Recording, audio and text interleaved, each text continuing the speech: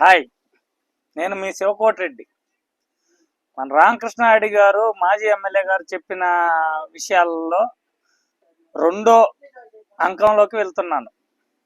ముఖ్యంగా గత పరిపాలనలో రైతు భరోసా కేంద్రాలని జగన్మోహన్ రెడ్డి గారు ఎక్కడైనా రైతుకి డైరెక్ట్గా ఎరువులు అందాలి అనే ఉద్దేశం మీద ఎంతో గొప్పగా ఈ పథకాన్ని పెట్టాను. రైతు భరోసా కేంద్రాలు అనేవి ప్రతి గ్రామంలో కూడా రైతులకు అండగా ఉండాలి అని చెప్పారు.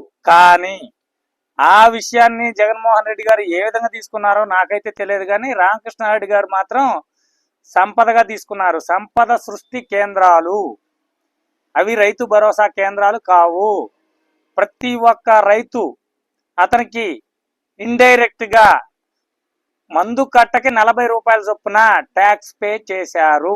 కామన్ గా ఒక వ్యవసాయదారుడు మినిమంగా పంటకి యావరేజ్ మీద అది పత్తి కావచ్చు, మిర్చి కావచ్చు, లేకపోతే వరి కావచ్చు, మొక్కజొన్న కావచ్చు, లేదా కంది కావచ్చు, ఒక దాంట్లో తక్కువ ఒక దాంట్లో ఎక్కువ యావరేజ్ మీద నాకు తెలిసిన సమాచారం ప్రకారం 12 కట్టలు కామన్ గా వాడతారు. మిరపలో ఎక్కువ వాడచ్చు, కందికి తక్కువ వాడచ్చు. కానీ యావరేజ్ పరిమాణం తీసుకుంటే ప్రతి ఎకరాకు 12 కట్టలు కామన్ గా ఒక రైతు అనేవాళ్ళు వాడతారు. కట్టకి 40 రూపాయల చొప్పున ఒక్క ఎకరాకి ఒక్క సంవత్సరానికి 480 రూపాయలు ఒక్క ఎకరాకి.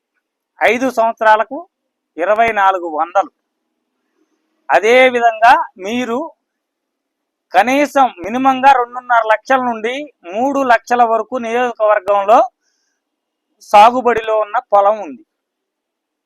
3 లక్షలకి లేదు, 2.5 లక్షలే మనం మాట్లాడుకున్నాం. 2.5 లక్షలకు మినిమంగా వచ్చేసరికి సంవత్సరానికి 30 లక్షల కట్టల వాడకం జరుగుతుంది. ఒక్క సంవత్సరంలో 30 లక్షల కట్టలకు 40 రూపాయల చొప్పున ఇవి సుమారుగా సంవత్సరానికి వచ్చేసరికి 12 కోట్ల రూపాయలు. 5 సంవత్సరాలకు 60 కోట్ల రూపాయలు. ఏ విధంగా ఇవి చేరాయి అంటే, ఒక వ్యక్తి ఓన్లీ మందు కట్టల షాపుల యజమానులకు డైరెక్ట్ గా సర్క్యులర్ జారీ చేయడం జరిగింది. మీకు కట్టలు కావాలంటే, డీడీ కట్టాలంటే మమ్మల్ని సంప్రదించండి. కట్టకు 40 రూపాయల చొప్పున అదనంగా వసూలు చేయడం జరిగింది. అదే విధంగా వాళ్ళకు కట్టే వాళ్ళు ఆ కొట్టు తరపున డీడీ తీసి, లేదా రైతుల పాస్బుక్ల మీద డీడీలు తీసి వాళ్ళ గోడమ్స్ కి నేరుగా పంపించడం జరిగింది. విషయంలోకి వెళ్తే ఒక్క ఎకరా వేసుకున్న రైతు వీళ్లకు 2400 రూపాయలు ట్యాక్స్ పే చేశాడు. అది వాళ్ళకు కూడా తెలియదు. అది వైసీపీ రైతు కావచ్చు, టీడీపీ రైతు కావచ్చు, సామాన్యులు కావచ్చు, పొలం వేసిన ప్రతి ఒక్కళ్ళు వీళ్ళకి బాకీ పడిన విధంగానే వీళ్ళకి సొమ్ము చేరింది. గత పాలనలో 5 సంవత్సరాలలో వీరు చేసిన రైతులకు సంక్షేమానికి వాడాల్సిన మందు కట్టలను కూడా ఈ విధంగా కమిషన్ల రూపంలో ఇంటికి చేర్చుకున్న ఘనత వీరికే దక్కింది. ముఖ్యంగా చెప్పాలి అంటే, రైతు భరోసా కేంద్రాల నిలయంగా అడ్డంగా దోపిడీ చేశారు. నియోజకవర్గ రైతులారా, మీరు కూడా ఆలోచించండి. మీ సదరు డేటాని రైతు భరోసా అనే పథకం కొరకు మీ పొలాల పాస్బుక్లు, మీ ఆధార్ కార్డులు, మీ బ్యాంక్ అకౌంట్లు మీ సొమ్ము కోసం ఇవ్వడం జరిగింది. కానీ ఈ అధికారులను బెదిరించో, ఆశ పెట్టో వీటిని ఈ దందా కోసం వాడుకోవడం జరిగింది. మీరు ఆలోచించండి.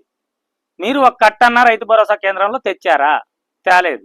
అసలు రైతు భరోసా కేంద్రాలు పెట్టింది ఎందుకు? మీకు మందు కట్టలు ఇవ్వడం కోసం. నిజం ఇదే. కానీ మీ డేటాని ఇంకో విధంగా కూడా మిస్యూజ్ చేయడం జరిగింది.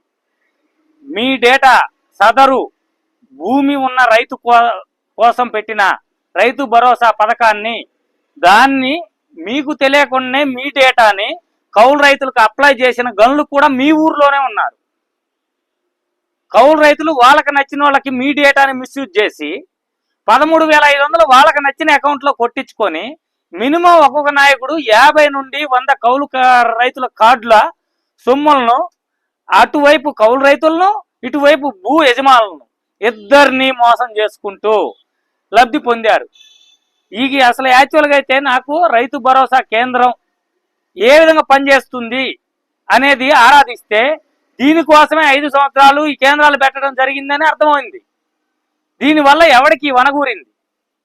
నాయకుడికేమో మందు కట్టలు, లోకల్ లీడర్లకేమో ఆ కౌలు రైతుల కార్డులు. అంతకు మించి ఏమైనా ఉందా? ఆ పేద రైతులను కొట్టడం ఎంతవరకు కరెక్ట్? మీరైనా విశ్లేషించుకోండి. గ్రామాల్లో జరిగిందా లేదా? కౌలు రైతుల దగ్గర డబ్బులు నాయకులు అని చెప్పబడే గూండాలు రౌడీలు తీసుకున్నారా లేదా?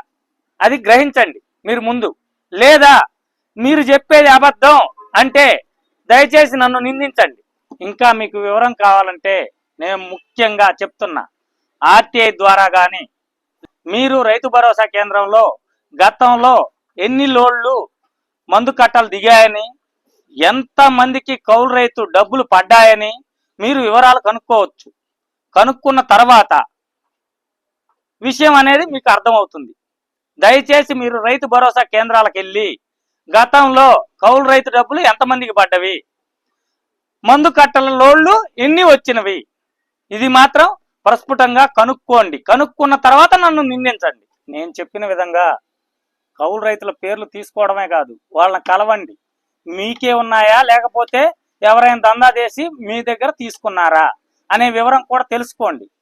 తెలుసుకున్న తర్వాత మీరే ఆలోచించండి, ఈ పథకాలను ఏ విధంగా దుర్వినియోగం చేశారు గత 5 ఏళ్లలో అనేది మీకు అర్థమవుతుంది.